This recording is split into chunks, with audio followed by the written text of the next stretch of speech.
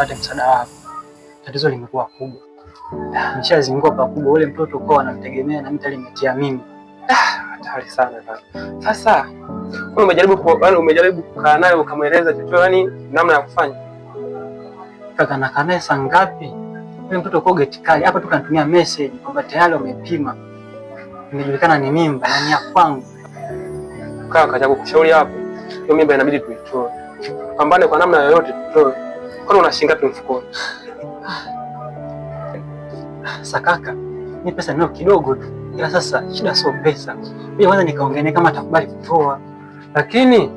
Lakini unapozidi kudelay mambo yanazidi kuwa wazi. Inabidi upambane mapema kaka. Hiyo ni tatizo kubwa. Ila ngoja niangalie nitafanyaje. Fanya hivyo. Naumiza sina tutafu. Hebu kutoa hiyo mimba. Si kwetu maskini. Si unajua wazazi wako tena Shakira. Hebu kunielewa tu, tutoe mara moja tu au huwezi kufa. Mama Shakira, nisikilize basi.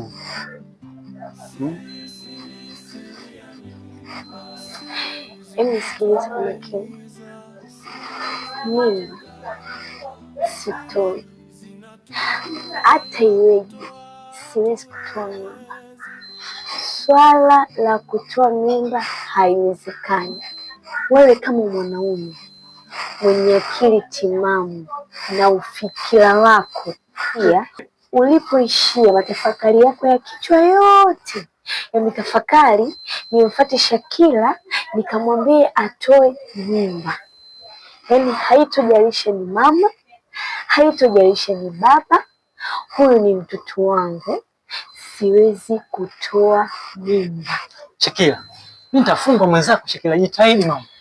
Hebu nisikilize. Shakira, hebu achana na mimi. Yaani mpaka nakosa kwanza cha kuongea. Nilikuwa nakuchukulia mtu mwenye akili timamu. Lakini yani sitaki kuongea na wewe. Naomba uniache nitulize akili yangu, alafu nitajua mimi naliendo vipi hili swala. Mama, tena uhai yangu mama. Mimi nitafungwa. Nakupenda Shakira, nafanya kwa sababu upendo wetu Shakira. Shakira. Naumiza sina tutafuna. Siri ya nyumba, siri za familia zinatumiza, ila kutoa ndio hatuwezi. Siri ya nyumba, siri zinatumiza.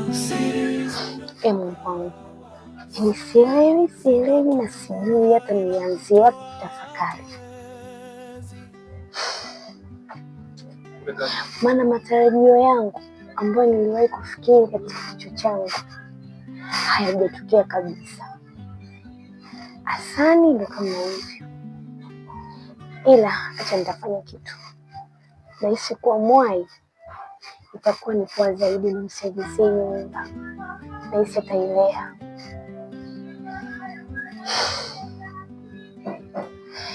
Lakini bado sielewi. Yaani bado na mawazo. Mungu, naomba nisaidie katika hili janga langu zito. Usiniache.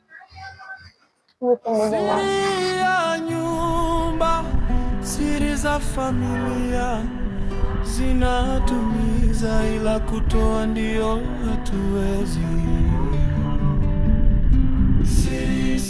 Siri ya nyumba, siri zinatumiza, siri zinatugawa, siri zinatua, ila kutoa hatuwezi.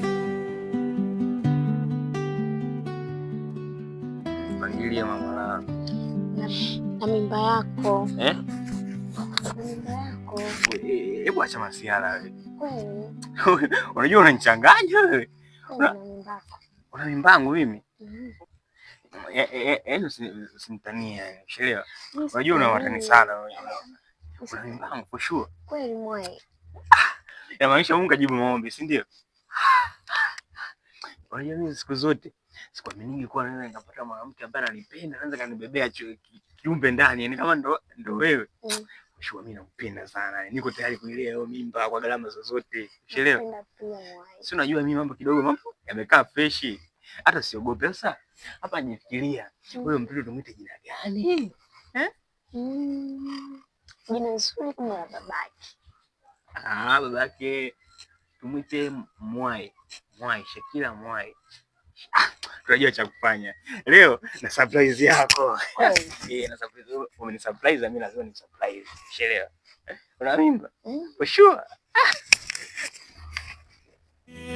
Siri ya nyumba, siri za familia zinatumiza, ila kutoa ndio. Sasa mwanangu hapa sana wazo. Yule mtoto sijini anamhitaji. Umeelewa? Si unajua tena majina sio Wanyakyusa.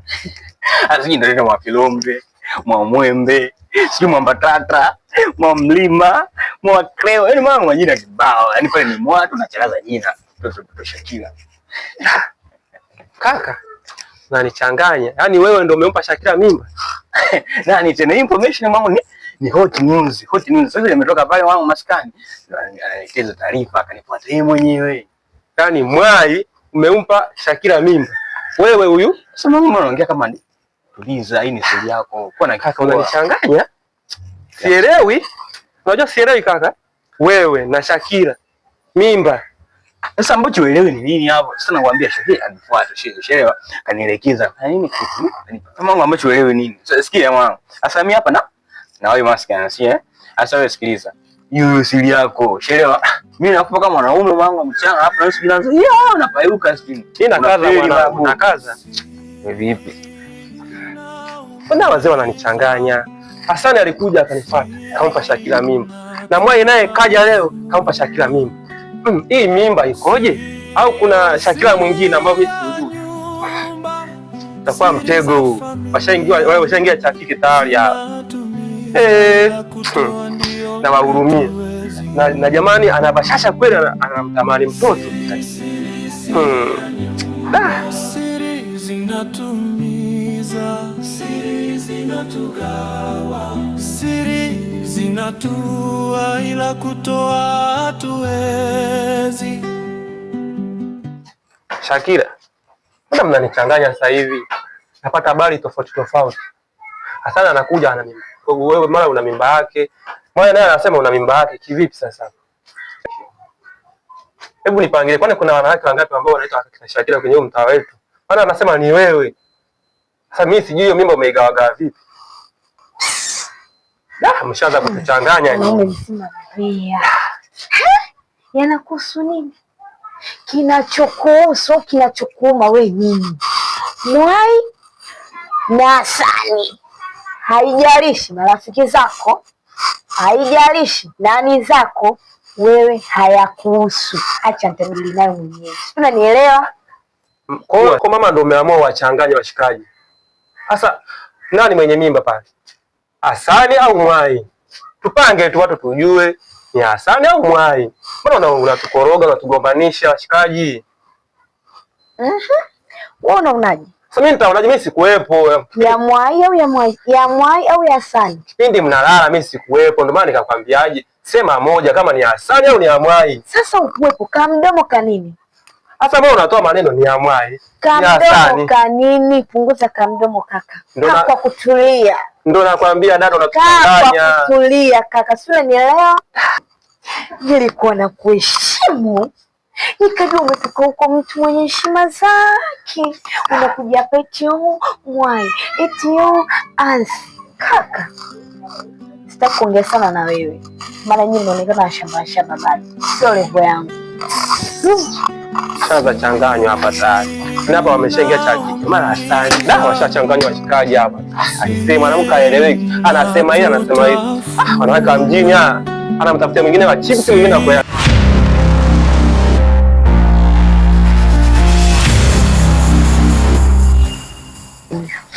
Ubuyu gani tena? Ninapopenda ubuyu sasa mimi. Nipe kabla yani bado moto. Nimemdanganya Mwaisa na Hasani. Hasani huyu. Haya.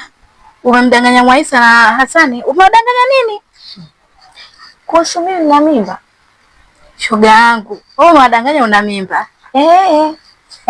Reaction zao. Sasa tukianza kwa Hasani. Hasani kama unavyomjua yule. Mimi nataka mimba utoi. Na alivyo na mambo mengi yule, unajua na habari za wanawake yule. Wewe sikiliza. Hapo. Sitoi mimba. Sema ngoja kwanza niachane na Hasani. Yule asingekubali. Hawezi. Dada, singeenda na Mwaisa. Yako nilimbosa kwangu. Mwaisa, mimi una hatari wewe. Tutaweza una hatari wewe. Kama unavyojua. Mwaisa ataje chomoa kapita moyo mule. Kweli kafurahi nakwambia. Kila sasa mpango wangu. Ndugu yangu mpaka nimepita katika njia zote hizo kumwambia sijui Yansi na mimba, Mwai na mimba, ina issue yangu. Mipango gani tena naye? Na mipango mizito. Hivyo hapa akili yangu inavyonituma kwenda Dubai. Wewe, uende Dubai? Ndio. Haya, huko Dubai unaenda kufikizia wapi? Unapajua kwanza vizuri huko. Miji ya watu ile. Dada mchati. Kwa umeopoa. Unapata wapi hizo bahati jamani? Mimi mbona sipati? Unatujua sisi. Ndugu yangu wewe umepuliza. Usipulize mchezo. Hivi tu. Sio kweli. Kwa hapa mambo ya nauli nini kila kitu anakilia Mwaisa. Kumbe wewe, yaani nimecheza kama pele. Mtoto una hatari. Haya itakuwaje? Itakuwaje nini? Kuhusu hiyo mimba yenyewe si hauna. Hivyo sasa. Yaani hapa ndo nawaza. Ndio maana nimetoka huko kote. Nikasema na rafiki yangu. Wote kwenye timu sawa wewe. Sasa nisikize shoga yangu. Mimi hapo ninachotaka kukuambia. Mimi najua tu Hasani atakufuata. Najua Mwaisa atakufuata. Kama nawajua, walivyo na vurugu wale. Sasa cha msingi na cha sekondari. Mwambie mimi nimeenda kijijini. Kulea hii mimba, kulea mimba. Na kuomba shoga yangu, tena na kuomba. Nimepita huko kote, nimeona mashoga kibao, lakini ndo nimekuona wewe ndo msiri wangu. Shoga yangu hapo umalize. Yaani unipulize kabisa, yaani unipepee, unajua unipepee. Mwanangu isha Dubai sio kwa hapo. Sina baya. Kota nitoa shilingi ngapi? Shoga yangu na mbona una haraka? Lazima niwe na haraka, unajua ile jambo so kuchukulia nini hivi. Yaani kwanza sasa hivi si unajua kile kitu tunameza ndani ya simu. Mimi chapu tu mama lako na kutumia. Usijali, isiwe chini ya laki. Ikiwa chini ya laki mimi natoa kila kitu. Siri zote na mwaga. Tulia dada. Siri ya nyumba, siri za familia zinatumiza, ila kutoa ndio hatuwezi. Sasa dangu hapa nilikuwa napita kwa nimeukuta. Unajua toka jana mimi na flash noma. Shelewa. Sasa nikimpigia simu huyo hatuelewana. Sasa sikiza dangu. Na habari njema. Shelewa. Na habari njema. Sasa yule wifi yako yule Shakira si unampata? Ndiyo nampata. Jana hiyo kanifuata. Shelewa? Kaniambia na mimba. Umeona? Mimba nani? Sasa mimba nani sasa? Sasa issue ni hapa.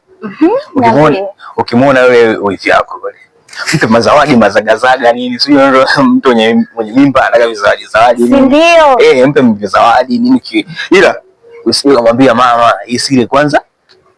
Tukamilishe sisi kama sisi. Usije kumwambia mama. Sawa. Mimi sio nishakuwa kitu unaona baba kijacho baba bi. Naomba kuita mwai. Sasa Baba kijacho. Sikiliza hii ni hot news sasa na wewe. Usianze kutoa maneno anakupa wewe kama dadangu naye kuelewa. Ukiwaambia wewe dada Ema yule kibonge yule mambo mengi, shelewa. Ndio. Naomba nikwambie wewe dadangu, shelewa. Kwa tunza hii siri. Sasa mimi mwenyewe nawahi hapa na wewe maskani, shelewa. Baadaye nitakurudia. Unaona? Kwa dada tutaonana baadaye, si ndio? Sawa. Baba bia hapa. So mwai tena. Basi mimi nitakukuta baadaye. Tutaongea tutamaliza. Haina noma. Kaka mwenyewe huyo. Ngoja tuone. Naumiza. na tutafuna. Siri ya nyumba. Haya, nakusaidiaje sasa? Kwa kuwa unakula naye kila siku chakula, itabidi umwekee dawa atoe mimba. Dawa Uweke kwenye chakula. Mbona na mambo ya hatari sana? Sio hatari shemu. Inatoka vizuri na nabaki salama. Dawa hiyo hapa. Asijue. Mimi hapa hela tu ndugu yangu. Ukitoa hela tu mimi Shemu, usijali wewe, fanya kazi tu. Shingapi? Daktari. We, 500. Wewe usijali, mimi nakutumia sasa hivi hapa 200. Kweli? Kweli, kwenye simu yako inaingia. Fanya tu kazi. Hii siri nimemaliza. Maliza kazi tu na kumalizia 500. Huu mchezo umeisha. Sawa, asante. Wewe tuma hiyo 200, afu tabakiwa 300. Kimaliza tu na clear. Nakutegemea shemu. Umeisha. Sasa shemu, hii ibaki mimi na wewe, asije mtu yote ule. Na ndio maana nimekufuata wewe peke yako. Usijali. Hata rafiki yangu sijamwambia, ila wewe ndio unajua. Usijali, yani wewe imeisha. Sawa shemu. Mimi ngoja nikuache niwahi kwa sababu mambo ni mengi. Hapa nyumbani kwangu hamna hata chakula mwana. Karibu. Yaani kikubwa ni hicho tu, asante. Karibu tena. Sawa, kwaheri. Angejua mtu mwenyewe ana hata mimba, maskini huyu Hasani bwabwa. Hapa nishajipatia 500 yangu na kule nikiongezewa mambo murwa. Maskini na mwanadi huruma. Siri naumiza, siri na tutafuna. Baada paka sasa Shakira amegoma kutoa mimba, akanichanganya. Nikaamua kumfuata rafiki yake, kumfuata Maila. Kwa hapa msaada mkubwa mbaki ni kwa Maila peke yake. Ndio nategemea na mambo Mwenyezi Mungu, Maila anisaidie ile mimba itoke. Tena umemwambia nini Maila? Imebidi pesa itumike, nimenunua dawa. Atamgia kwenye chakula. Akila tumie chakula, basi ile mimba itatoka. Hiyo jitihada muhimu ujue. Kwa sababu yule mdada yule, kwanza mtoto akishua kwanza yule, na ikitokea wazazi wakigundua itakuwa ni kesi kubwa, na hizi hata ndoto zako zitaisha njiani. Na kingine, yule mdada aeleweki, yani ana mambo mengi. Na sina uhakika, ila basi tuendelee kuangalia, ila hiyo jitihada ni muhimu sana. Basi ile mimba ni yangu blaza. Ile mimba ni yangu. Yaani cha muhimu ni kutoka tu. Yaani hamna kingine zaidi ya hicho. Sina imani, lakini wanawake wa mjini anaweza kana kutumia kwa sababu ya kuingiza kipato. Na kingine wanasema awakaza mjini akwenda chonkera. Kwa hiyo mwanangu, angalia sana, kuwa makini. Blaza, yaani makini ndo hapo ndo mwisho wake. Mimi naamini tu kwa sababu yule Maila wewe nimemwacha hela kidogo. Nimemtumia. Na kingine tena, akimaliza tu kazi na malizie hela yake. Kwa mimi ninachohitaji ni siri yako tu blaza. Mbona kaka, mimi kila kitu mimi najua maisha yako, najua maisha yangu. Kwa hiyo siwezi kusambaza maneno nimwambie nani, siwezi. Lakini nachokusisitiza, fuatilia kina kwa kina, ni mguu kwa mguu, yani fuatilia ujue ni kweli mimba ni yako. Ili ujue, yani ujue 1 2. Yaani wewe mwelekeze huyo Maila afanye hiyo kimya ujue. Yaani wewe fuatilia kimya, usije ukawa unatumia nguvu kubwa kuishi, kumbe jambo sio lako. Lakini kama ulivyofikia kuelekeza Maila na yeye akakubali, sio mbaya. Tuendelee kupambana na tuendelee kuangalia matokeo baadaye itakuwaje. Sawa. Sasa kitu kingine brother, ninachokuomba hapa. Inabidi ufuatilie wazazi wake, je, wameanza kufahamu au kuna watu wengine wameanza kufahamu? Kaka, una uhakika kweli mimba ni yako? So yani sio kwamba kwa na mwanamke ndo cha kumpa mimba, hamna. Kuna process nyingine ya kumpa mimba, ni process nyingine. Kwa na mwanamke ni process nyingine, na kumpa mimba ni process nyingine. Usije ukawa unajimwaga, unapambana kupeleka dawa, mimba sio yako. Basi ile mimba ni yangu. Na sio kulala naye tu. Tumefanya vingi. Na sio mara moja. Mimi nimenya naye 3 kwenye mahusiano. Kaka, ngoja nikwambie. Hawa wanawake mjini hawa leo na wewe, kesho kutwa anamfuati. Sasa hatuwezi kujua wewe ndio umempa mimba au umfuati. Kwa hiyo cha kukwambia mimi na cha kukusisitizia, wewe pambana ujue chanzo cha hiyo mimba ni ya kwako au sio ya kwako. Kaka, mimi nakwambia mimba itoke basi. Kuhusu kufuatia sijui nini na nini DNA. Kaka, achana nako kwanza, mimba itoke. Ni kweli kaka, kwenye hilo tumuombe Mungu jambo lifike salama. Kwa hiyo mimi chapo mimi sio cha kushauri. Tuendelee kuomba ama aende sawa. Kwa hivyo kwa hiyo unaingia wapi sasa hivi? Unarudi nyumbani au unaelekea job? Hata job sina mood. Inabidi nirudi nyumbani. Basi fresh. Mimi nielekee hivi. Sawa kaka. Wewe safari njema. Hamna shida. Naumiza, sina tutafuna, siri ya nyumba, siri za familia zinatumiza, ila kutoa. Mama. Niambie. Mambo vipi lakini? Poa. Basi mbili tatu. Uonekane wewe unisusa kwanza. Nipo mbona? Sio kwamba nipo busy. Nipo nahangaika na mishemishe za mtaani. Unajua sasa hivi mapenzi pesa. Unahangaika na pesa zenyewe una. Unachohangaika nini? Maria mama, nielewe. Nipo nahangaika kwa ajili ya kutafutia wewe mamangu. Ila kuna plani nimekuja nayo. Na hii naomba iwe siri kwa ajili yako mamangu. Siri? Plani gani? Plani nilionayo ni juu ya kutafuta maisha na jinsi mapenzi yetu tutakavyoishi. Ni plani ambayo inahitaji uwe na moyo na kunisikiliza na kunitunzia sina nitafuta. Hebu niambie kwanza, labda kama nitaweza nitatunza hiyo siri. Yaani kwa wakati mwingi ukiwa niomba pesa lakini nimepata suluhisho ya kupata pesa. Na hii pesa nitakiwa uwe na moyo na nitakiwa uwe na siri unitunzie ni siri. Nimepata njia moja ya kupata pesa. Yaani umepata njia ya kupata pesa? Juzi nilienda kwa mganga. Mganga? Nimeenda kwa mganga. Hii yote ni kwa sababu ya kutafuta pesa ambayo nitaweza kukimu maisha yako. Ila kanipa masharti ambayo kwa kweli mimi najiuliza moyo nitafanya vipi ya maamuzi niliyopewa. Mganga? Haya, akakwambia je mganga? Ndio nakwambia nahitaji uwe na moyo. Kanipa masharti ambayo mimi mwenyewe nimeshinda hata kufanya maamuzi. Mimi mambo ya waganga unajua mimi siyawezi. Inabidi yaweze kwa sababu natafuta pesa. Kaniambia inabidi nitoe kafara. Wewe? Ya, ndio hivyo. Inabidi nitoe kafara. Na kafara mwenyewe ni mama yangu mzazi. Wewe? Mama yako? Yaani mimi kweli nimeshinda hata kutathmini ili masharti niopewa na mganga. Unaweza vipi kumtoa mama yako kafara? Sina jinsi. Ina maana hata siku nyingine unaweza kanitoa hata mimi kafara, si ndio? Sikuwa na maana hiyo. Hiyo ni kwa katika harakati za kutafuta pesa na unataka pesa na mimi sina pesa. Na njia rahisi ya kutafuta pesa ndio hiyo. Nimeamua kufanya hivyo. Naomba nitunzie siri. Kwa hiyo kubaliana na masharti. Sina jinsi. Kwa sababu natafuta pesa na riziki yenyewe naitafuta. Na mimi nataka nije niwe maarufu katika hii Tanzania na niwe the best one. Nimeamua kufanya maamuzi haya. Ni ngumu lakini tu itabidi nikubaliane kwa sababu mimi hela zenyewe nazitaka. Maana ukiangalia huu maskini mimi siuwezi. Mama kwa mwenyewe kwanza kashazeeka. Kwa nini ile ni mnamaliza haya mambo? Binafsi nakwambia natakiwa siri, si ndivyo? Na natakiwa ni promise kwamba itakuwa siri. Usijali. Sasa natakiwa Jumatano, nimetoa Jumatatu. Jumatano nimerudisha majibu kwa mganga. Ya kwa Jumatano nimerudishia majibu. Na wiki inayokuja sasa itakuwa vizuri. Nivumilie kwa hiyo. Kwa hiyo kwanza wiki ijayo tutakuwa tajiri. Usiwazi.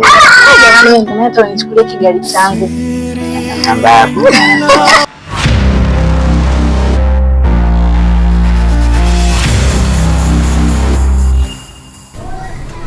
Halo.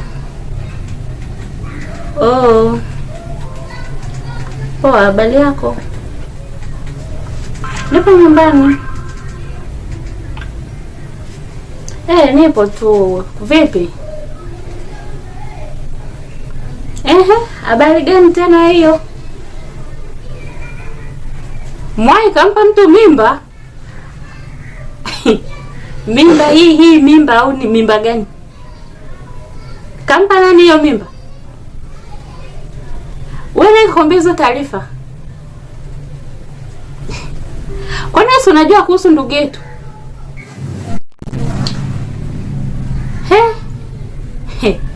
Mwache masiala.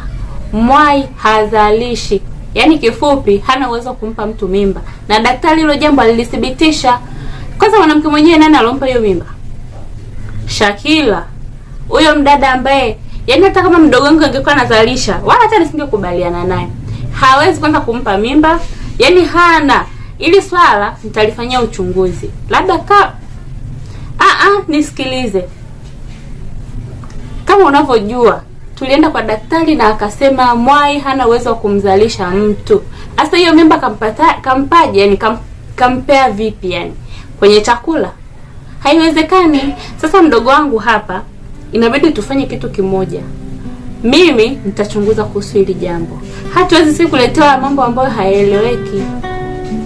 Siri naumiza, siri natutafuna. Mdogo wangu nikaribia utachelewa. Sasa sasa mkuja. Nimetoka huko hai Sasa huko lakini salama za hapa. Nzuri. Yaani hapa unajua mimi nakuamini sana. Ndio bana nimekuita. Bwana na shida moja. Sijui nielezeje, ila naomba unielewe tu. Hili jambo linahitaji siri na umakini sana. Na nakuamini hili jambo dogo kwako. Yani kuhusu hilo ondoa shaka. Ndio maana nakupenda. Sasa kuna taarifa nimezipata kwamba mdogo wangu Mwai kuna mtu kambebesha mimba. Mwai. Mtu mwenyewe nani? Shakila. Shakila? Ndio. Mbona shtuka? Mwai na Shakila. Hapo. Shakila na hapo. Ndio maana mimi nikapata wasiwasi. Mimi mdogo wangu namjua sana. Ndugu yetu kifupi. Ila ndio hivyo. Ila nahitaji msaada wako mmoja. Kwa nahitaji msaada wako. Na kusikiliza msaada gani? Yaani mpaka wewe unakutafuta wewe na imani unaweza kunisaidia. Nahitaji unisaidie kuchunguza kuhusu jambo la Mwai, kwamba ni kweli Shakila ana mimba ya Mwai. Mimba ya Shakila ni ya Mwai ndugu yetu. Mwai na Shakila. Na je, Shakila kweli ni? Kwanza Shakila ni mjamzito kweli? Okay, tuachana hayo. Ila kinachojulikana ni ana mimba. Kwa hiyo sasa nisaidie dada. Sasa dada yangu kuhusu Shakila hayupo. Hayupo? Ndio, mimi aliniaga akaniambia anaenda kijijini. Alafu na kuhusu mimba sina uhakika, nilisikia hilo swala lakini uhakika sina. Lakini usijali. Usijali. Nitalichunguza kwa umakini sana. Na kuhusu siri niachie mimi. Nitatunza, sitokuangusha hata kidogo. Ila sasa si unajua nitakuwa napoteza muda, umakini. Yani kwa mambo sapamba. At least unafikiria. Sapamba. Kuhusu hilo usijali. Yaani mambo madogo sana kwangu. Si unajua mimi dadako sina baya. Nikipiga vitu zangu 2 3 nini hela tajili. Si ndio? Takupa.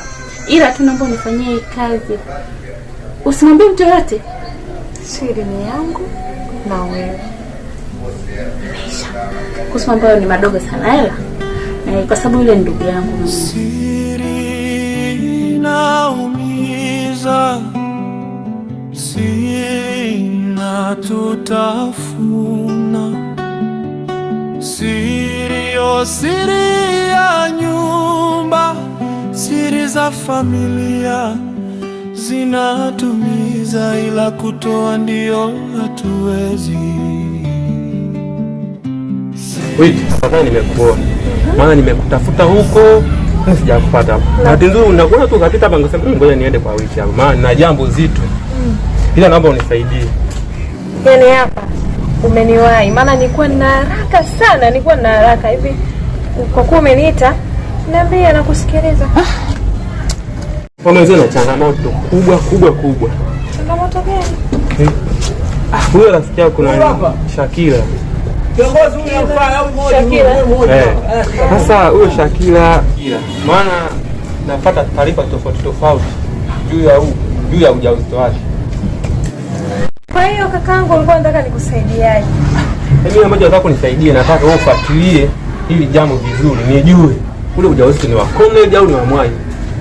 Kwa sababu kuna mkanganyiko. Okay, kuhusu hilo mimi hakuna shida, lakini kama unavyoelewa Sasa hilo mbona hilo limeisha? Hilo limeisha. Mimi nakuamini ndio maana nikakufuata moja kwa moja. Najua wewe nikikupa hii kazi utaiweza. Kwa hiyo nataka tu niletee majibu. Bwana, hii mimba ni ya comedy au ni ya mwai? Hata au kama ana mimba na penyewe tufanyeje tujue. Kuliko kuwa tunakaa na vitu ambavyo vinatuchanganya hadi sasa hivi. Mimba ni ya mwai. Kama ndio hivyo hakuna shida. Lakini sasa Shakila ameondoka. Kaondoka? Ndio. Kaenda wapi tena? Shakila kafunga safari, mimi kaniaga kaenda kijijini. Tena? Mbona nichanganya kijiji wapi tena? Kijiji gani tena kaenda Shakila? Sijui, ila usijali. Mimi nitafuatilia kikubwa tu kama nilivyokuambia, zingatia maokoto. Kuhusu hilo usijali. Nitafuatilia kila kitu. Kaondoka? Basi wewe endelea kupambana. Sawa, shida. Basi. Baadaye. Kwaheri. Haya. Zinatumiza ila kutoa ndio hatuwezi. Siri ya nyumba. Siri zinatumiza. Siri zinatugawa. Siri zinatua ila kutoa hatuwezi.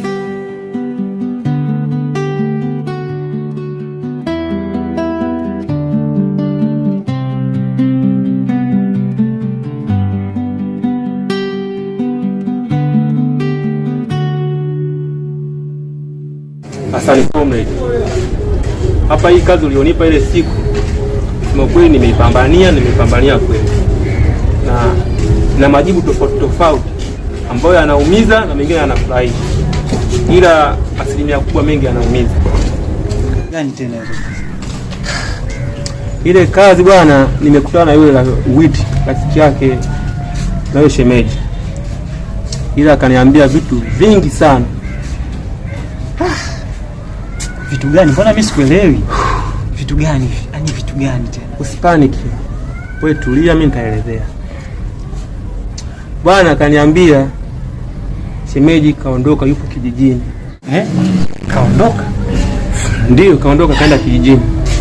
Na kinachonisikitisha zaidi, umepambana, umetumia gharama kubwa juu ya ile dawa. Na sidhani kama inaweza kufanya kazi, na kwa sababu mtu ambaye tunamlenga ndo kaondoka kaenda kijijini. Na kingine, je, utaitwa baba? Japo mimi kwa akili yangu bado hilo jambo la wewe kumpa ujauzito alijaniingia akilini, na bado sina imani 100%. Ila tu mimi naamini ile mimba atakuwa ametoa Maila, hata kama ameondoka. Ndugu yangu, hivi unataka simama kweli? Sikia blaza, sikia. Yaani kuna vitu uamini nyie sio chanzo cha mtu kuhangaika kama hivi. Leo hii unaniambia kaondoka. Sasa anaondokaje? Inakuaje yani? Yaani akili hawezi kufikiria. Shida sio problemu, tujue tunafanya nini sasa hivi. Utafanya nini? Mtu yupo wapi sasa? Kwa hiyo tunafanyaje? Kwa hiyo tunabaki kulialia hapa? Nisikilize. Mimi namtafuta Maila. Pata Maila sasa hivi. Haiwezekani vitu kama hivi. Ndio mambo gani sasa? Mchana uchizi. Mimi nachanganyikiwa siku zote. Daza. Unaniona tu. Afu unakuja kuniambia kama kaenda kijijini. Mimba inakuaje kwa kijijini? Alipata matatizo, hakuna hospitali. Bado kule hakuna. Nipishe. Basi nenda. Wewe kashachizika mapenzi anamuendesha ndugu yangu, sijui ana akili gani, namwambia mimba sio yake, yani haelewi. Anachanganya huyu jamaa. Sasa mimi basi ngoja aje mwenyewe bwana, nimeshachoka. Nampamba sina tutafuna siri ya nyumba, siri za familia zinatumiza ila kutoa. Yaani hapa kizoea kikija tu, hii project hii lazima niimalize. Na inahitaji wafanyakazi 6.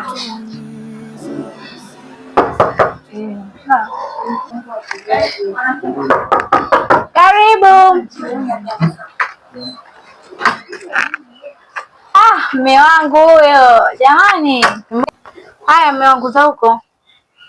Salama hizi. Wewe poa poa. Vipi Zola, ina maana ziko benki au? Afu nilikuwa nimeshaandaa project unajua. Inagharimu kama 500 hivi. Tajiri na wafanyakazi wengine.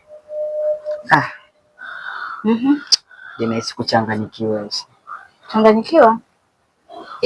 Nini shida? Kwa sababu mimi natafuta pesa.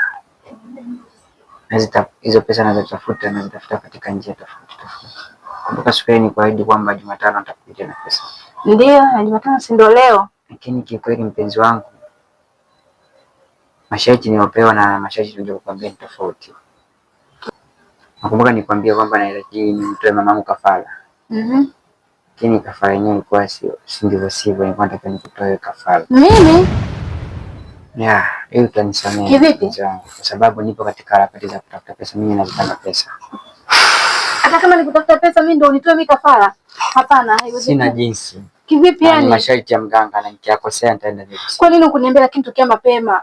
Ungeniambia tu tokea mapema mimi ningekubali, tungeishi hivi tulikuwa tunaishi vizuri tu kwa amani na umaskini wetu. Kwa hiyo utanisamehe. Maana hata mganga mwenyewe kaniambia nikuue kwa mikono yangu yote miwili. Kwa hiyo tena ndivyo sivyo. Kwa nini lakini? Kwa nini? Ni bora zote tungeziacha tu. Tunaishi tu kwenye umaskini. Kwa nini lakini?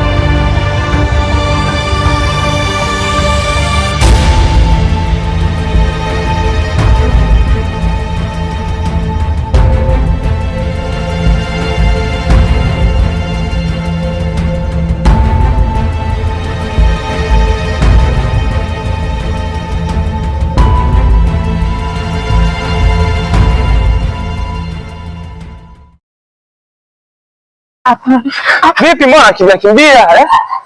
Amekufa. Nani kafariki? Amekufa. Fikiri. Amekufa. Nani kafariki tena? Maila.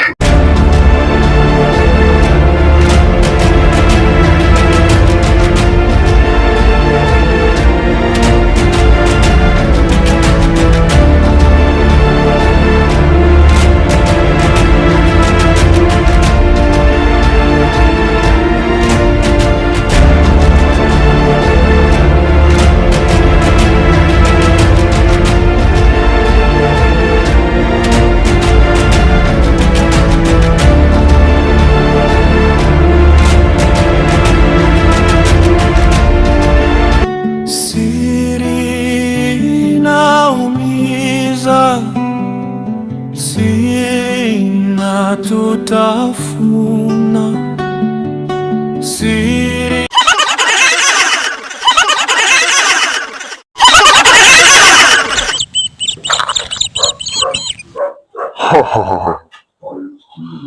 Umekosea tena masharti.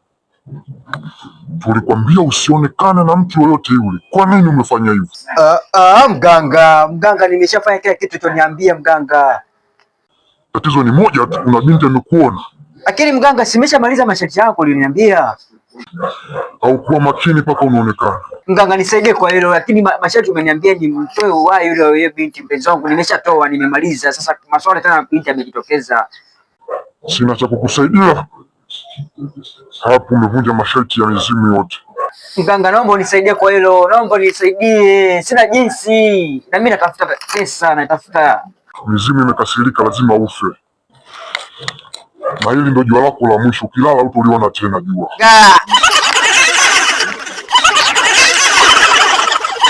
Mganga, nisaidie mganga.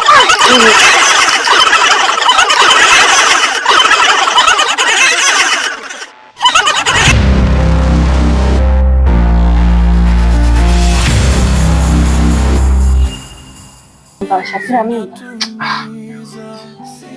Sasa hizo story unazipata wapi na mbona sana unakuwa unasikiza maneno wapi? Kweli mimi nakutana na Shakira kweli?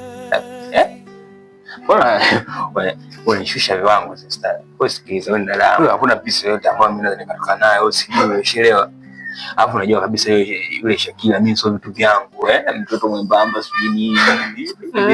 Sio vitu vyangu kama minyama ni.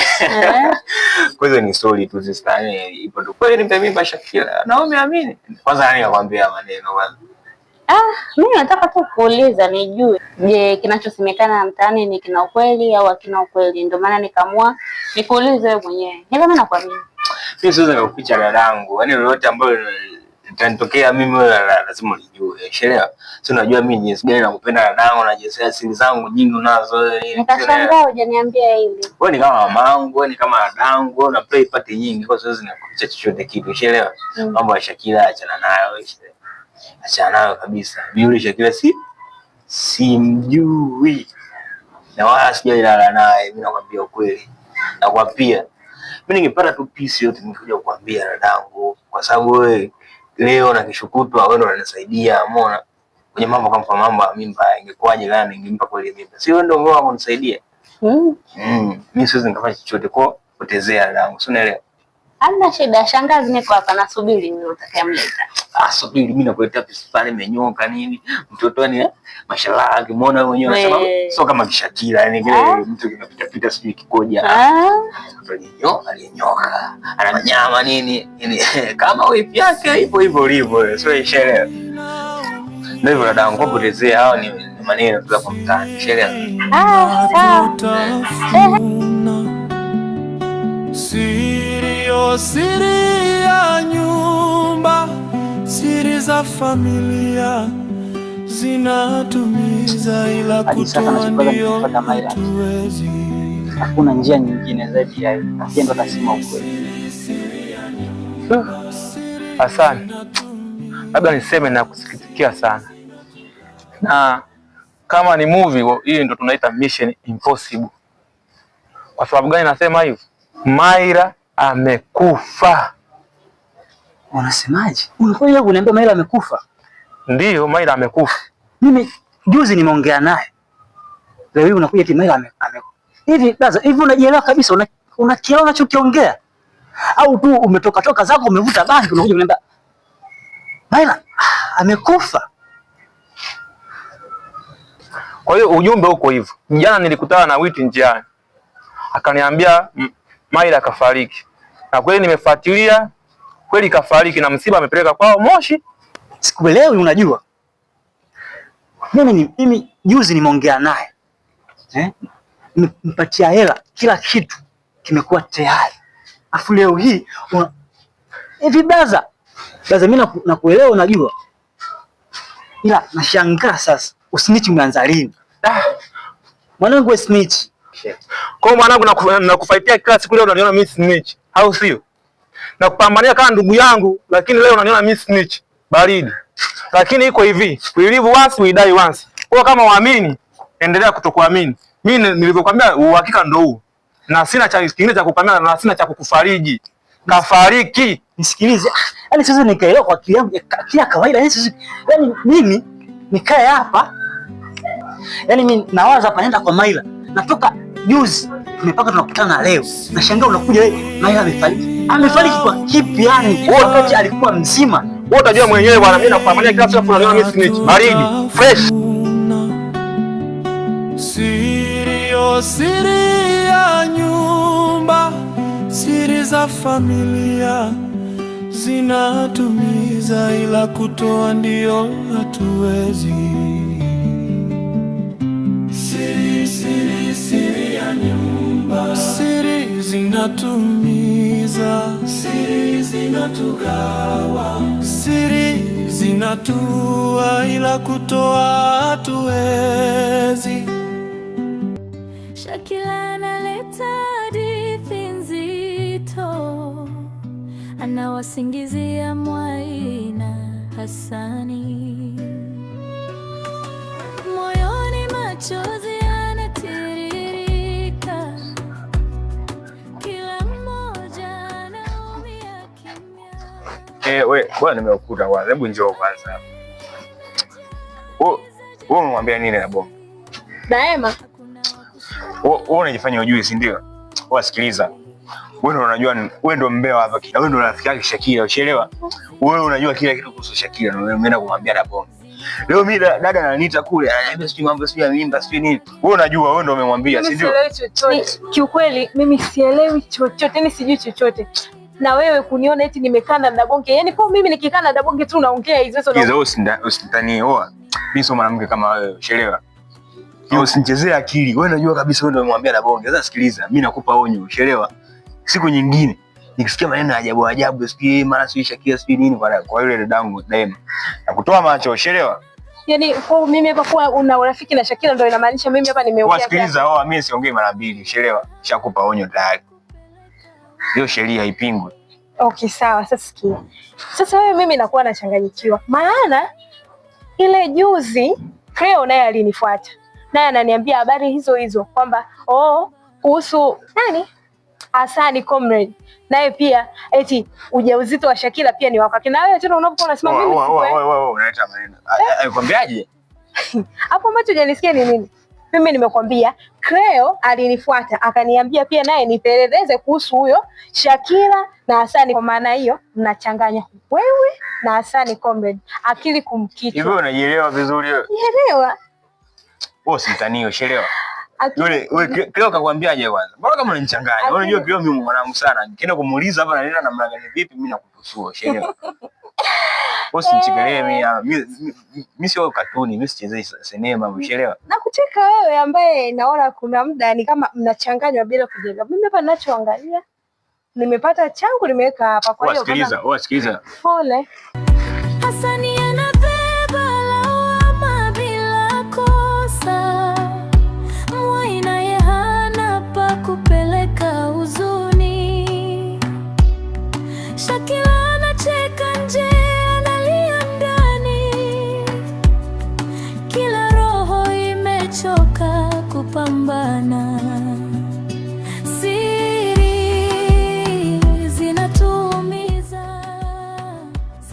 Ndio hivyo dadangu, kama nilivyokuambia.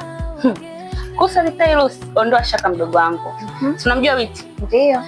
Nimemwambia Witi afuatilie kinaga ubaga kuhusiana na hili jambo. Mimi nachojua mdogo wetu hana uwezo wa kuzalisha. Ndio. Imekuwaje mimi nisikie kwamba eti amempa mimba Shakira? Afu yule Shakira yule. Na kama ushahidi na cheti ndo hiki hapa. Daktari nilibidi nirudi kwa daktari anipe majibu. Kanipa hiyo hapo. Sasa imekuwaje kwamba mimba ilitokea wapi? Na vurugwa. Mwenyewe nilishangaa. Sio hivyo. Kwa hiyo sasa mimi ili kupata ushahidi nimemwambia Witi afuatilie kinaga ubaga na rafiki kabisa karibu na Shakira. Hiyo sasa najua kwa vyovyote vile Witi ataniletea ushahidi uliokamilika na tutajua ukweli. Je, mimba ni ya Mwai au ni ya wanaume wengine? Na vipi kuhusu Mwai akijua hilo swala kwamba azalishi? Mdogo wangu, kumbuka hili swala ni la familia. Mwai hajui kama ana hilo tatizo. Na kuomba please and please hakikisha haji kujua. Na hata nilivyomwambia Witi akafuatilie, sijamwambia kama Mwai azalishi. Na hiyo ni siri yetu, acha ibaki kuwa sisi wenyewe na familia. Asije akajua litamuumiza. Sawa dada, mimi mwenyewe nimekuja kukuaga hapa. Kwa hiyo narudi masomoni, tutaonana mwakani. Sawa dada. Haya sawa mdogo wangu. Kumbe likizo ndio imeisha? Ndio. Haya, masomo mema, Mungu akutangulie. Ila cha msingi tu kumbuka, siri ya Mwai isisikike popote pale, sawa?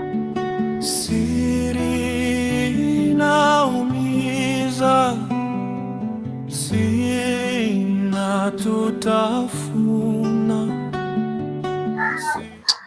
Mwanangu, wewe unaonekana kuna kitu nakijua afu mimi unanificha, si ndio?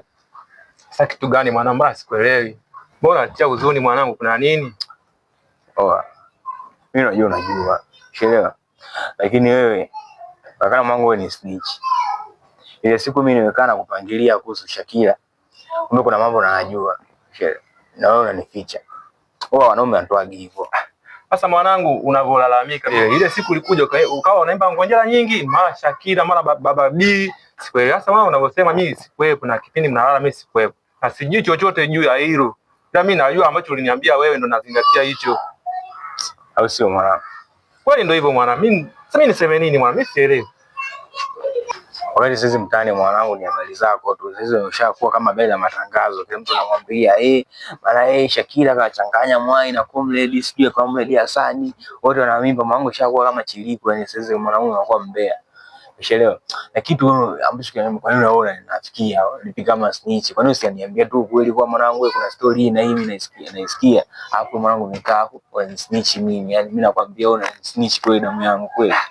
Unajua mwanangu unavyonishangaza ni kitu kimoja. Wewe siku ulikuja ukaniambia umempa Shakira mimba na suni tu hapo ndio Baba B. Hata kama unakuwa na hofu na mimi na maneno uliyoyaongea wewe, unakuwa unachanganya. Kama unajiamini wewe ni Baba B kweli, ambacho kinachotakiwa sasa hivi wewe subiria mtoto azaliwe tuone ni wako au la.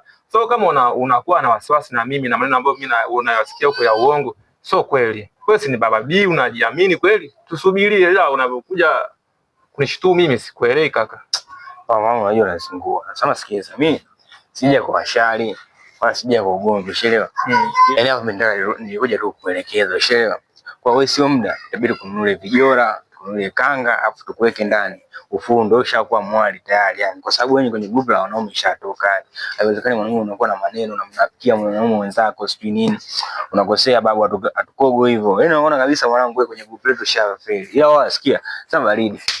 Haina noma mwanangu, umeamua. B unajiamini. Tusubirie basi. Miezi 9 hiyo tuone wewe si Baba B. Mwanaume unatamba Baba B, Baba B. Wewe mwanaume kweli unazalisha kweli wewe? Na sina uhakika mwanangu. Maneno tu. Ila baridi tusubirie miezi 9 ifike. Siri naumiza.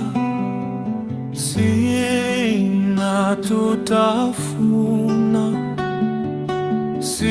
Sasa Daima, bora nimekukuta. Huko nilikotoka, nini tena? Yaani nilichokiona. Nini? Maila amefariki. Maila kafariki? Saa ngapi? Mbona mimi jana nimeona Maila? Yaani vipi yani amekufaje yani? Kafa vipi yani? Kia dadangu, kwa sababu hii hapa ni siri. Mimi hapa baadaye nitakupitia na nitakuelekezea kila kitu. Bye.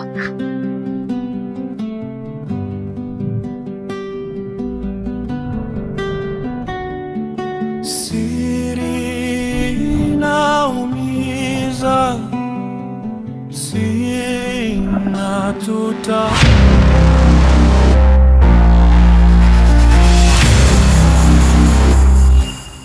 Siri ya nyumba, siri za familia zinatumiza, ila kutoa ndio hatuwezi. Siri ya nyumba, siri zinatumiza, siri zinatugawa, siri zinatua, ila kutoa hatuwezi.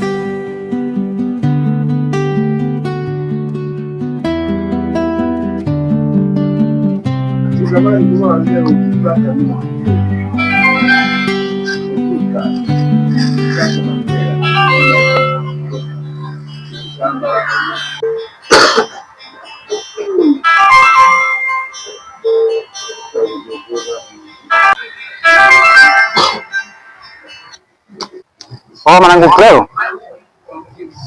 Baby, siongea basi.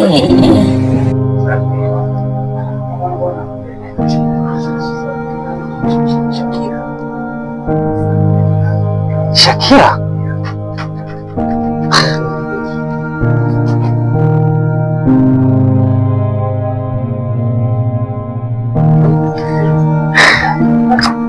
Inakuwaje? Yaani shinda kuelewa.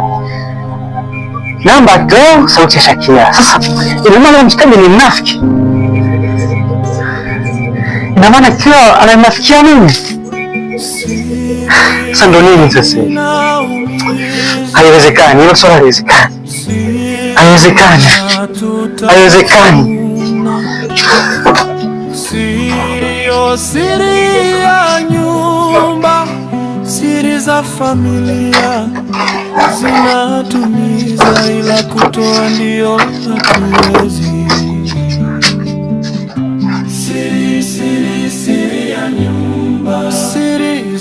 zinatumiza, siri zinatugawa, siri zinatua, ila kutoa hatuwezi.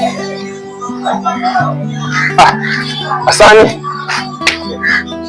Kaka, mbona Shakira muda niambie shida nini? Kaka Shakira? Unajisikia unachokiongea? Shakira gani tena? Nimepiga simu yako, kapokea Shakira akawa anaongea. Kwa maana wewe unajitoa akili eti unifanya mimi chai la kicha.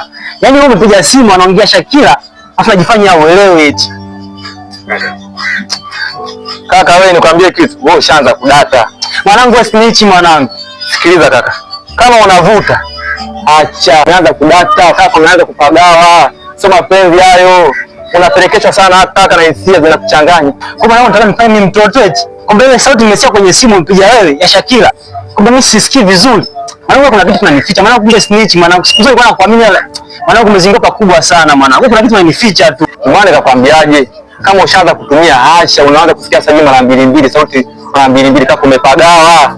Sauti gani ya Shakira umesikia wewe? Mapenzi acha. Yaliwashinda kina Samson huko, yaliwashinda, yaliwaliza sana. Wewe hawezi, wewe una roho ndogo babu, unatikisika sana wa kiume. Acha mapenzi huyawezi kaka. Ushaanza kusikia mara mbili mara Shakira. Babu, utapenda hii ni mjini, usiendeshe na mapenzi na hisia zinakuchanganya sana kaka. Achana mimi kwa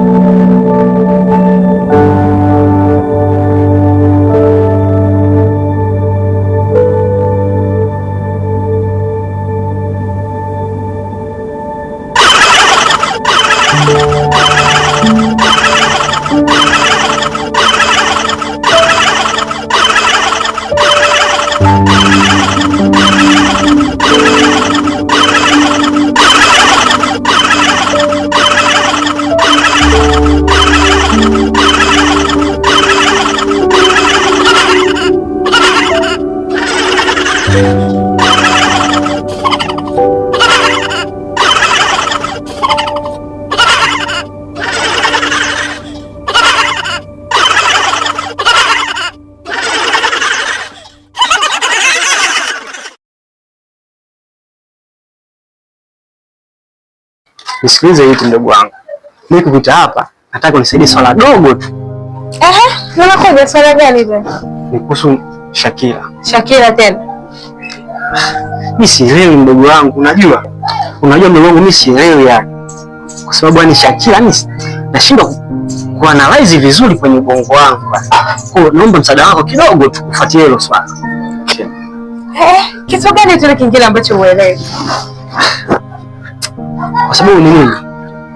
Kwa sababu mdogo wangu nilipigiwa simu na Cleo ila nikasikia sauti ya Shakira. We, Shakira?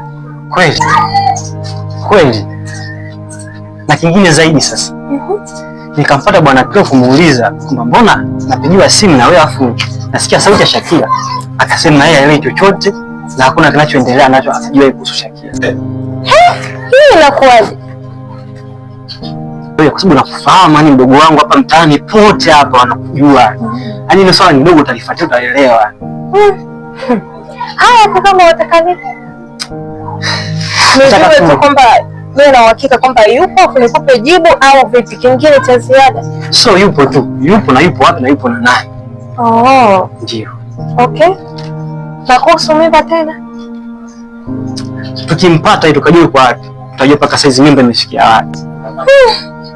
Maana Shakira aliniaga anaenda kijijini, lakini sikumuona anapoondoka au kusema hapa wiki sasa nenda ondoka. Sikupata hizo taarifa. Kwa hiyo na mimi nabaki nachanganyikiwa. Je, kaondoka, kaenda kijijini au kaenda wapi au yupo sijui. Hata hizo habari kwangu zimekuwa mpya kabisa. Yaani cha kufanya tu hapo, wewe nikufuata tujue niko wapi mpaka sasa. Kwa sababu hata leo nikimuuliza rafiki yangu wewe ananitolea ingi kwa mwisho kisha kuwa mkali siku hizi. Ananitolea ingi nikimuuliza, hataki nipoa ushirikiano wote ule wakati mwanzoni nilikuwa mtegemea yeye. Naenda kwa anajua siri nzima na kufuatia kila kitu ila mwisho wa siku nazidi kuchanganyikiwa mdogo wangu. Kwa tena kakubadilikia. Lakini saizi hii issue ya saizi sitaki masiara. Pesa kwanza. Yaani pesa kwanza. Maana yeye naona kabisa fuatilia hiyo ni kazi ngumu. Yaani mimi kunipeleka huku. Baba. Sijali mdogo wangu. Wewe fanya kazi.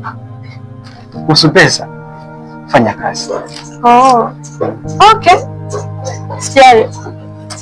Sawa, nasubiri siku 2-3 basi nipate majibu yako. Sikia. Hapa inabidi uchukue voucher hapa. Hela voucher. Yes. Hapa hela kwa sababu mawasiliano unajua tena. Sija katika time tunashindwa kupatana vizuri. Yeah. Kwa kidogo chochote kile nilisha mimi nitakuwa nakupiga mara kwa. Sawa. Kidogo napata nguvu. Yaani ila jitahidi. Voucher bado itoshi. Kwa hiyo fanya kweli baadaye basi. Usijali. Bye. Poa.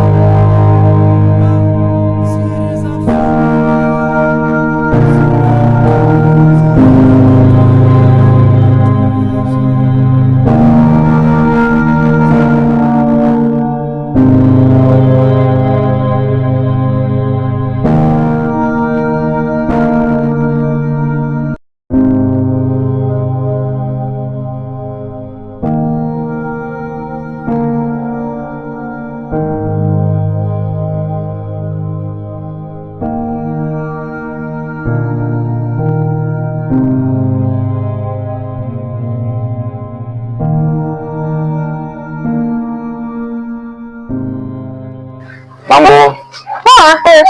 Wema lakini. Wema. Wapi tena? Ana wewe harakati nyingi. Nimetoka huko nishemeshi. Ambie. Safi. Jakoko. Unatoka tena maana yuko kutembea. Huko kule. Toka zangu huko. Shemeshi. Ambie. Nilikuwa afu na kutoka mwenyewe. Mbona mimi nipo tu nimejaa. Wewe niambie. Afu nilikuwa kutoka mwenyewe. Mbona mimi nipo tu nimejaa, kama kuna dili wewe nipange tu. Eti Shakira pa?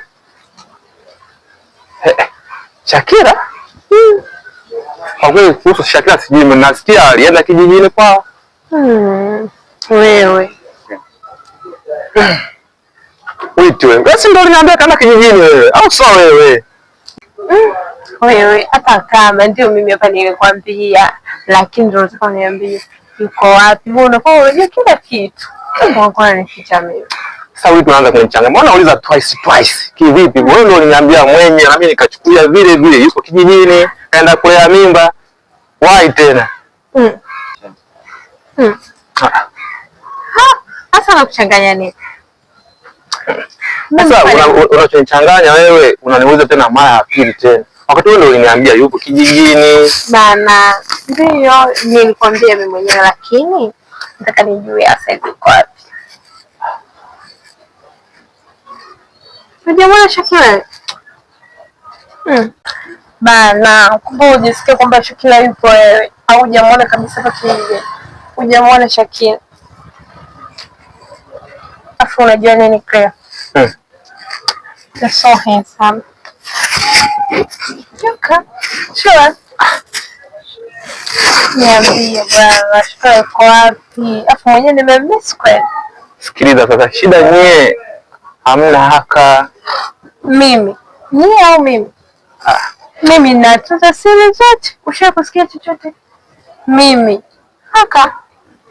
Nyie wanawake mtunzi siri. Kuna wanawake afu kuna witch. Kuna wakati nikikwambia uweze kumwambia mtu yoyote? Mimi. Wewe unaweza kwenda kumwambia hata Hasani wewe. Ila alafu niache. Masuala ya Shakira acha. Sitaki kufuatiliwa. Wewe tena. Shakira uliambia hapo kijijini niache. Are you serious? Sitaki wewe. Sitaki kuingia kwenye mtego wa aina hiyo, sitaki. Niache mama. Sasa kushika alafu niache maswala kufuatilia, sitaki. Shakira mimi ndo nimemzaa Shakira, mimi ndo nimempa mimba. Niache, sitaki. Kama niache babu. Mazito. Kama tena nini? Hapo kweli shaujua. Shakira atakuwepo kwa Cleo. Lazima, lazima. Kwa sababu haiwezekani nitafanya kitu.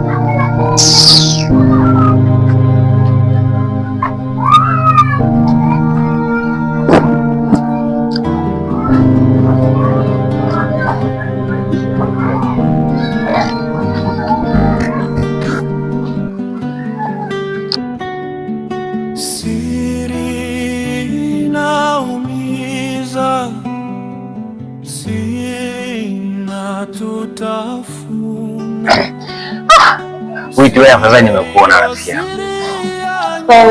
Ndio hapa. Bana toka siku ile. Akili yangu iko sawa kabisa. Akili yangu imechanganyikiwa. Umechanganyikiwa tena. Wewe. Unajua ile jambo mimi nichukulia kama ni utani, kama masiara. Lakini sasa ndo naelewa kuna kitu. Kuna siri ipo pale, naona naijua hiyo siri. Kwa maana ile siku uliniambia kuna ile story ambayo naisikia kuhusu Hasani na mimi kuhusu mimba ya Shakira, si ndio? Ndio kaniambia niende mimi kwa Cleo. Nimeenda kwa Cleo, lakini alichoniambia kuna siri ipo. Na hiyo siri unaijua. Siri tena. Yaani maana nilimfuata yule nani Cleo. Alichoniambia nigundua kabisa kuna siri. Afu nasikia. Afu sasa ninachokisikia mtaani wamegombana na Hasani kisa jambo hilo hilo. Unaelewa? Jambo hilo hilo wamegombana na Hasani. Hasani na Cleo wamegombana. Ndio sasa mimi Hasani ni comrade. Ndio. Kisa jambo hilo hilo la Shakira. Mazito. Sasa ambacho naona kwamba ndugu yangu, naomba nisaidie kitu hiki kimoja tu. Kitu gani tena mimi kusaidie? Mimi nakufuatilie. Fuatilia nini baba? Shakira yuko wapi? Mimi najua kabisa Shakira kuna kitu Cleo anakijua. Na najua kabisa yuko kwa Cleo. Lakini mimi nataka uthibitisho. Na sio uende ukathibitishe kwa macho tu. Upige picha. Sasa wewe kama unajua, kuna haja gani ya kuendelea kupoteza muda wangu? Sikiliza. Hata unavyoenda mahakamani, si ndio? Unakuwa na uthibitisho na hicho kitu ambacho naenda kutolea ushahidi. Mimi najua, lakini nataka uthibitisho wa picha, unaelewa? Najua Shakira yupo na Cleo, lakini mimi nataka uthibitisho wa picha.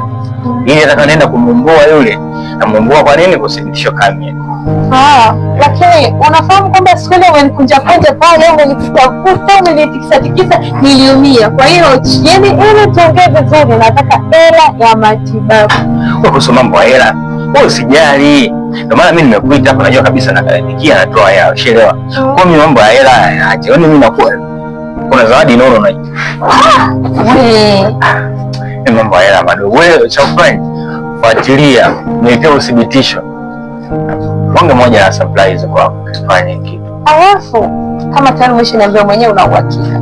Kwa tena kwa kazi yangu hata ito kuwa kubwa. Yaani wewe cha kufanya ni mambo ya picha, mambo kwa ushahidi. Basi. Hapa mama nakukubali. Unacheza kama Pele, unaelewa? Wewe fanya hivyo, kila kitu mimi nikifanya, ukishakamilisha yaani mlongo mzima wetu sasa ushahidi ni wewe ukathibitisha, unaletea document ambazo ni complete. Utafurahi mwenyewe. Sema si picha tu hapo na mambo mengine basi mimi nitakuwa shoma hizo. Ila cha kuzingatia baba, huu mwezi. Niweza kunipiga sitaki. Sasa niko serious kwa mambo haya ugomvi achana nayo. Sasa kama unipiga mimi hapana kwa kweli. Kitu kinachotakiwa mimi nimefanya kazi yangu, nilipe pesa basi kisha kazi. Na sitaki kuzinguliwa. Cha kwanza nikitoka hapa nataka Momala usome. Nikatibia ndo niendelee na hiyo kazi. Hilo sijali, wewe fanya kama nilivyokuambia. Okay, that's all. Nataka nianze kusimama. Wewe unaingia kwenye mazoezi nini? Mimi hapa nataka nikachukue tu viatu nimetoka zangu hapo. Basi poa. Okay. Wewe fanya kama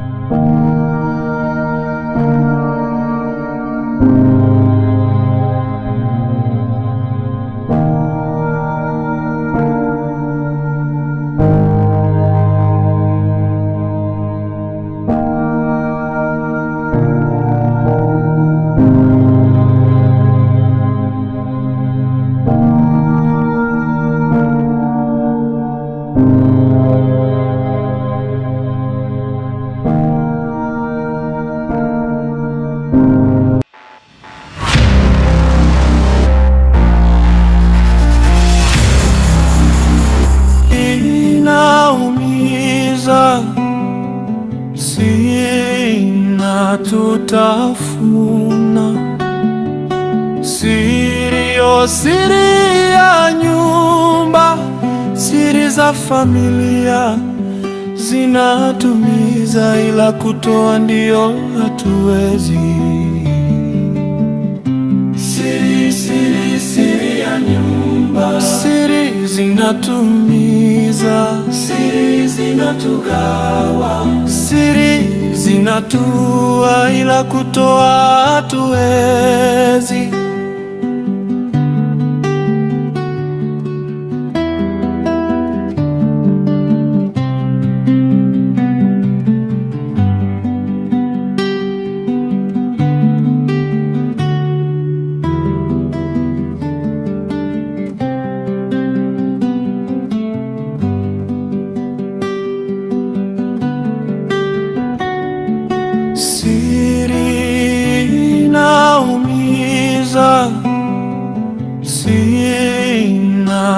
Tutafuna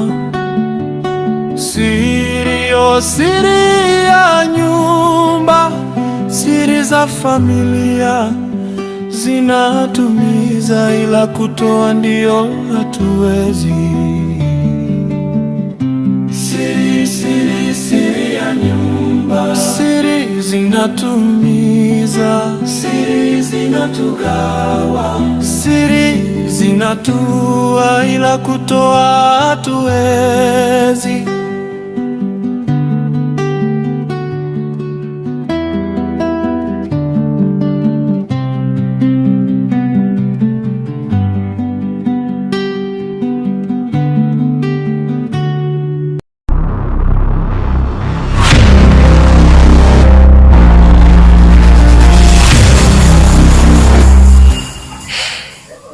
Leo mpenzi, mbona una mawazo? Mambo mengi sana. Mambo mengi gani hayo? Huko nje mambo yashakuwa mengi. Kwanza ule mchongo kina comrade ashashtuka. Huyo Witi kashajua kila kitu. Mwai kashajua, juzi kanikaba kaeleza kila kitu. Kwa hiyo naomba tu nivumilie. Yaani mimi ndo napaswa nishtuke mpenzi wangu. Yaani nimechoka kabisa kukaa ndani. Nimechoka kujificha. Sikiliza baby. Ile siku nilipompigia comrade, sauti yako ilisikika. Mimi nilikuwa naelekea zangu mishemishi, nikakutana na comrade akaniambia amesikia sauti yako. Asante. Nimepiga simu yako, kapokesha kila akawa naongea. Kwa maana wewe unajitoa akili eti unifanya mimi tai la kichaa. Yaani wewe umepiga simu anaongea Shakila, afa najifanya uelewe eti. Kwa tayari mambo yashakuwa wazi. Kwanza kama ukingangania kutoka huko ndani, mimi nitaumbuka na mimi hizo hela sina za yani sina hela ya kulipa, sina hata 100. Naomba unihurumie, usitoke huko ndani. Unajua nini Cleo? Yaani mwenzi nimechoka. Nisikilize mpenzi. Hata wiki moja tu nivumilie. Nitapambana. Mambo yatakaa sawa. Ndani nimechoka Cleo, nimechoka jamani. Nisikilize mpenzi, nivumilie hata wiki moja tu nisije nikaumbuka. Unajua nimefanya hivi vitu kwa ajili yako. Unajua hii shughuli ngumu sana. Yaani nimeshindwa kuvumilia mwenzio. Yaani hata sielewi. Kama nipo kifungoni, natamani hata nirudi nyumbani. Yaani nishachoka. Kwa maana nimevumilia vingi sana. Nimepitia changamoto kibao na unajua vitu ninavyovifanya kwa sababu tu nakupenda. Ni kweli baby, lakini nakuomba tunivumilie hata wiki moja tu. Mambo yatakaa sawa na utatoka nje. Sawa Nivumilie. Nakupenda eh? Nakupenda pia.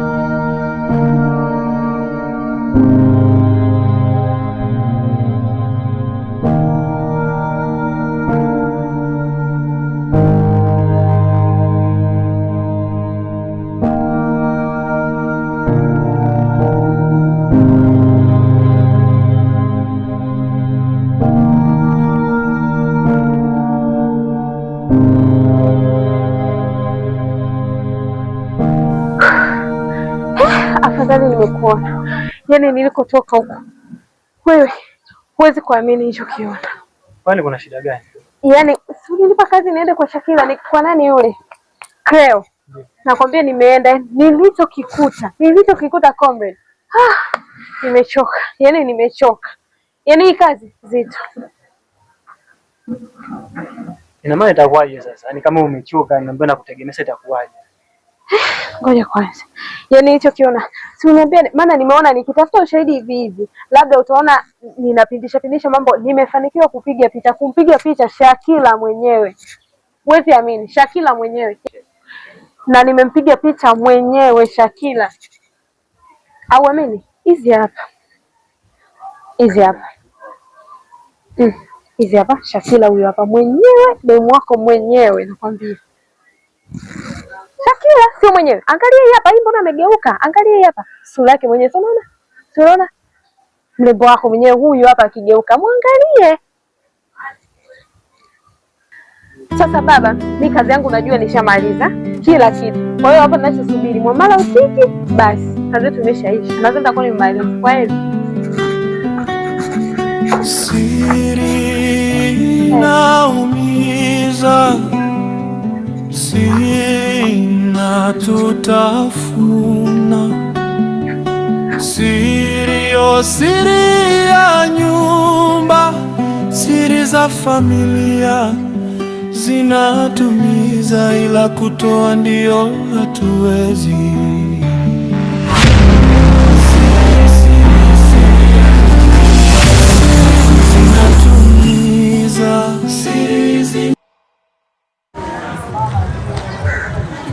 Mwai, afadhali nimekushuti.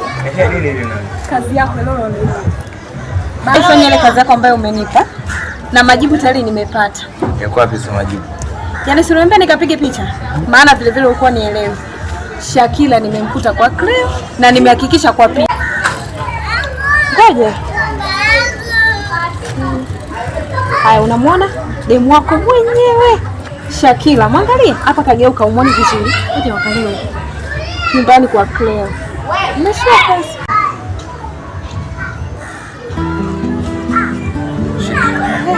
Sio kavunja simu yangu. Niende kwa Cleo mwenyewe. Wewe. Muamala wangu, yeye nasubiri muamala. Kazi yangu pressure zako nataka. Siri naumiza, zinatutafuna. Siri, oh siri ya nyumba, siri za familia zinatumiza, ila kutoa ndio hatuwezi. Siri, siri, siri ya nyumba, siri zinatumiza, siri zinatugawa, siri zinatua, ila kutoa hatuwezi.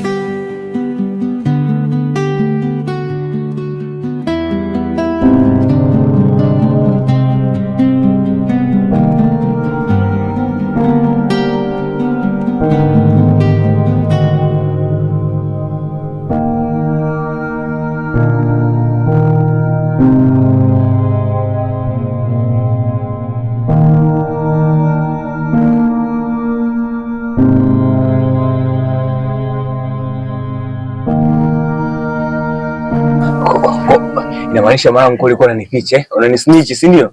Nisikilize kaka. Nisikilize. Unajua nini? Mchongo niliuchonga mimi. Sikiliza. Mimi nimekuita hapa. Kama unavyojua mambo yangu bado hayajakaa sawa. Maisha yangu yani ya hera bado hayajakaa sawa. Ila nilikuwa na wazo. Kuna yule Hasani na yule Mwai. Huwa najikuta sana kimbele sana kukufuatilia wewe. Sasa wale tunataka iwe chanzo cha kuvuna sisi hela. Sasa hapa nataka wewe umsingizie Mwai au Hasani kwamba wewe una mimba, ili wao wanatoa hela. Unajua kwa mimi nitakuweka ndani, wao watakuwa wanatoa hela kama wanatumikia mimba yako, ndio hivyo. Lakini nishagundua kosa nililifanya mimi. Kwa hiyo kama sisi ni wanaume, nakuomba sana unisamehe kabisa, nakuomba unisamehe. Sikiliza. Shakila ana mimba, Kusema ukweli kaka, ngoja niseme ukweli. Ila hana mimba. Sikiliza kaka, nisikilize, nimefanya kosa. Shakila ni kweli hana kosa, lakini ile ilikuwa tu tamaa tu ya pesa ndio ikanipelekea nikafanya hivyo. Shut up, unaongea nini? Una ujasiri wa kuongea kwenye swala kama hili? Ni kweli ni upumbavu, lakini nipo chini ya miguu yako, naomba unisamehe kaka.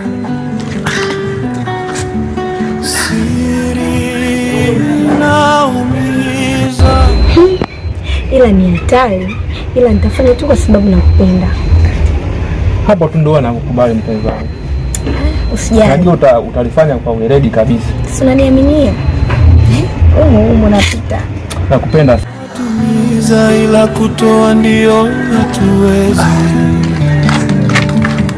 Siri, siri, siri ya nyumba.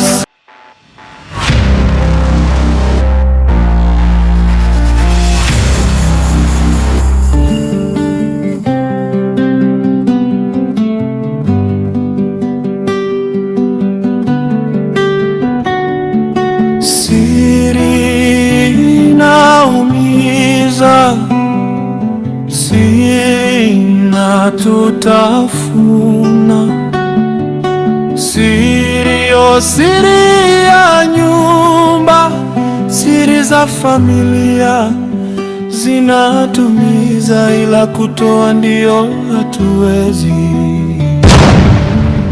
Siri, siri, siri ya nyumba, siri zinatumiza, siri zinatugawa.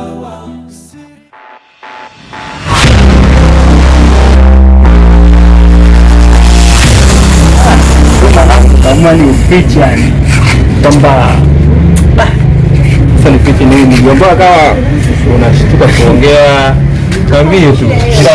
Sasa sina kilikuwa moja nimekificha mimi. Kama unavyojua mimi kwa kundi muwazi kaka. Sasa nianze kuficha nini? Anyway, tuta mimi najua yashaisha ndugu yangu. Mimi naamini yote yashaisha. Wewe tu unajihofia. Sema ndio hivyo ndugu yangu. Muombe tu Mungu, haya ni maisha tu. Haya ni ya duniani tu haya. Kweli bwana, ndio hivyo. Yaani kwenye mtani nasema hivi kama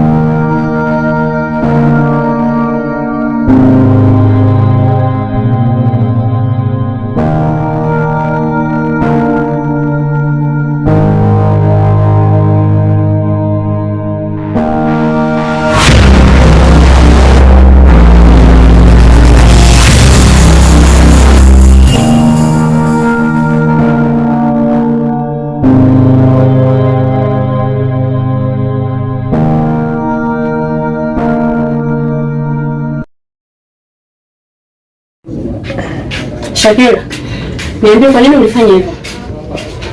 Ni kweli una mimba ya Mwai? Naongea na wewe, una mimba ya Mwai?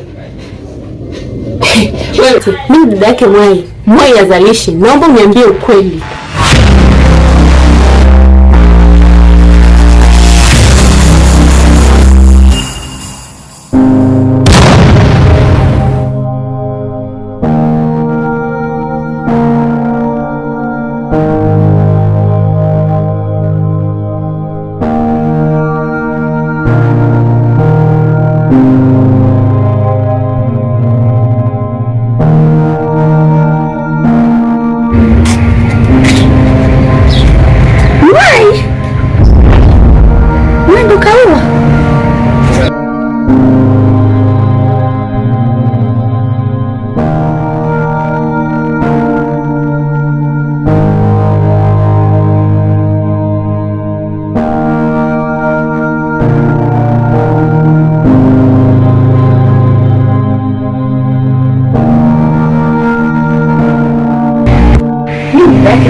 Niambie kweli, Mwai azalishi. Niambie kweli. Ndio.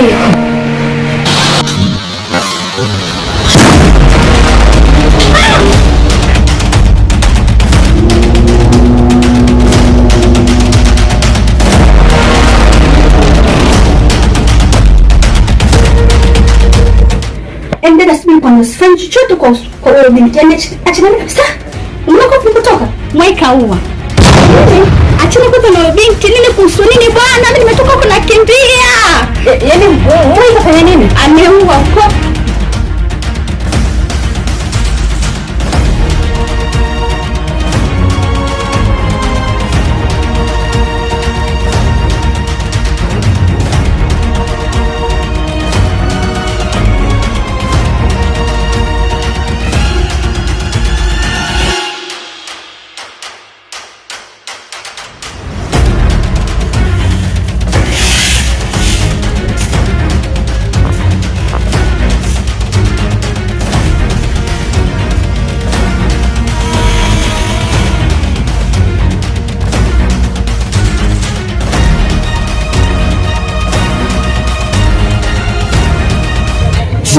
Shakira, unaongea nini? Mimi sikuelewi kabisa hisi. Hivi wewe una akili timamu? Hivi unaenda kumtoa mtu wewe kwa ajili ya mapenzi? Una akili timamu wewe? Hebu sitaki uongee bwana. Unaongea nini sasa? Nimeua. Wewe unaongea nini yani? Nawezaje kumuua mtu yani? Mimi Shakira, unajielewa unachokiongea mama? Mimi nimemuua nani? Ongea, nimemuua nani sasa? Kwa hivyo Mwai, mimi sina nimekuwa nyumba ngapi huko nikaja kufuata wewe. Mimi sina akili, unavyoona mimi sina akili. Nimetoka huko. Nimekufuata wewe. Yaani mpaka uthibitishe hapo kama wewe umeua. Mwai, sinategemea hilo. Mbona una roho hiyo wewe? Umeitoa wapi? Yaani sijategemea kabisa. Yaani umeniangusha kwa ajili ya mapenzi kweli? Na sheria itafuata mkondo wake. Yaani vyovyote itakapokuwa, yaani vyovyote unavyoona wewe utaliwa mwenyewe. Yaani wewe huo umeua, hujaua, yaani ndio ushaua na sheria itafuata mkondo wake. Kila kitu kithibitisho kipo. Kwani umeua? Shakira, jaribu kufikiria unachokiongea. Mimi nimezaje kumuua mtu Yaani mimi nimuue mtu kwa mikono yangu. Sikiliza. Ni mengi ambayo umenifanyia. Mimi nachukulia kama kibinadamu nimeacha. Sasa niambiaje mambo ya kuua mimi? Nani niliyemuua Mimi niliyemuua mimi. Mbona si wewe unachokiongelea? Unajua unanikataa, unipendi. Sasa mbona unanipa malawama ajabu mimi nimeua? Mimi nawezaje kuua kweli? Yaani niue mimi kweli? Kwa mikono yangu vipi niue? Yaani kuna mtu sana mwenye akili, lakini kumbe una akili boga za mshenzi wewe. Mshenzi wa tabia. Tena niache. Unajua niache? Wewe Shakira. Niache mimi.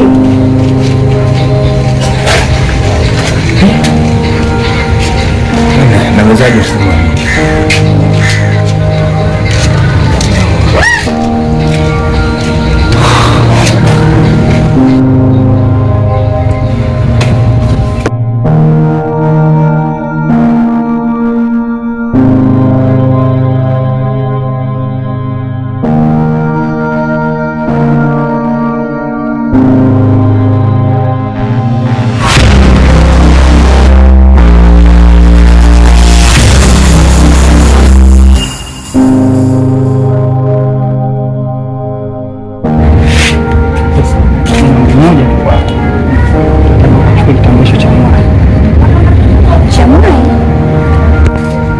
yule mmoja kitambulisho chake mtaani, na huyu ndio mzana na moyo hapa mtaani, na ndio utaweza kupata hicho kitambulisho. Usichoke mama, moyo anakuamini. Ndio ni mtoto karibu sana. Tatizo kuniamini. Iko kitu nachokitaka ndio tatizo kunipata. Sijana, nitafanya ile jambo.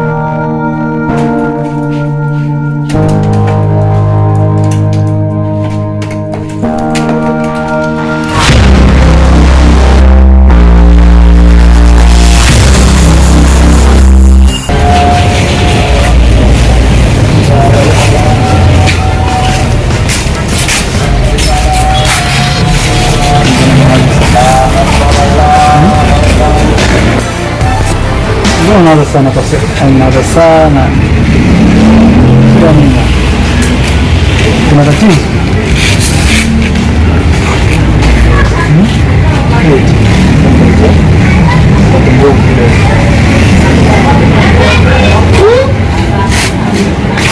Acha kuwaza, relax basi. Shida nini?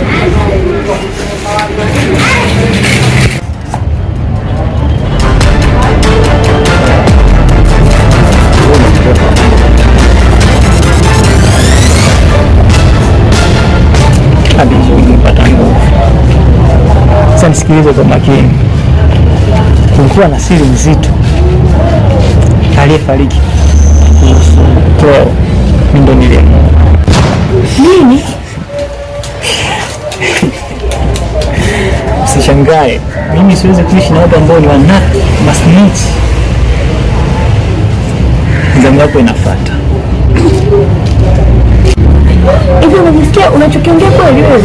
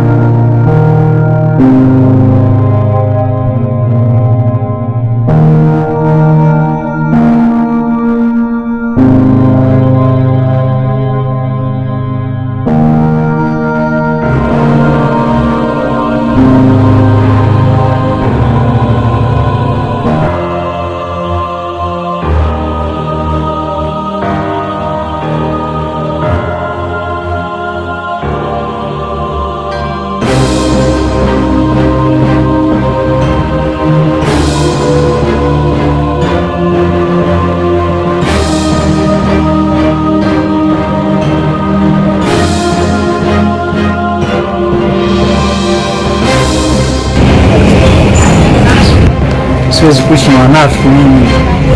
Lazima wanafiki waondoke, mimi nibaki kwenye dunia.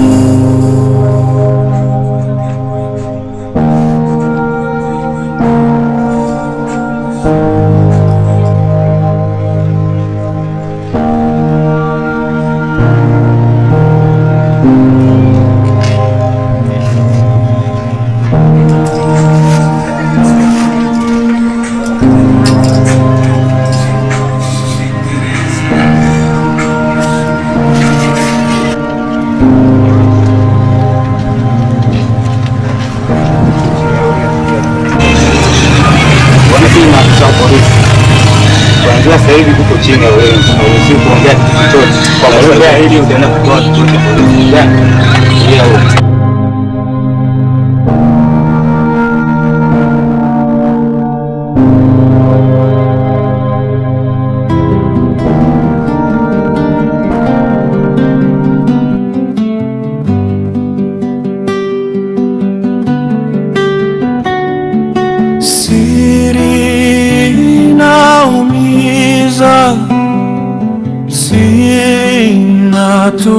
Tutafuna siri siri ya nyumba, siri za familia zinatumiza, ila kutoa ndio hatuwezi.